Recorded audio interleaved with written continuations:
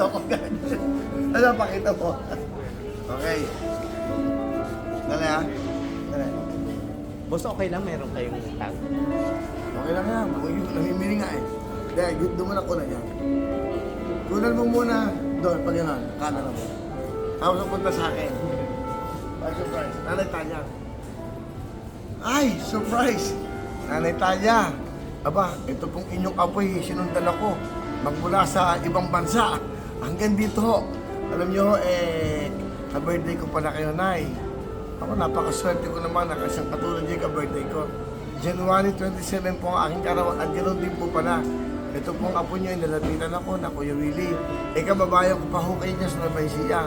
Ako po'y bumabati sa inyo na isang maligayang kaarawan nyo. At ako po'y natutuwa dahil napakabait ang apo nyo. Nandito rin po yung inyong mga mahal sa buhay. Ang katotohanan yan, namimili ko. Makita mo. Yan.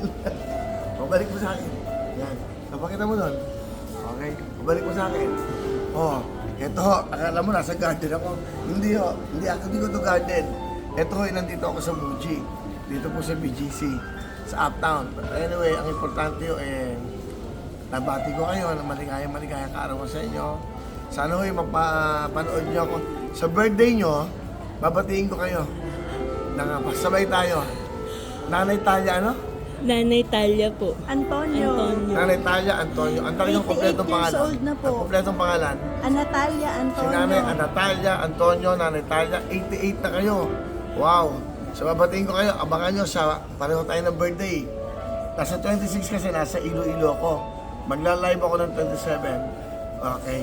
Papaalala nyo sa akin at bibigyan ko yung number ng aking staff. And then para mabati ko kayo. Again, okay, may God bless you.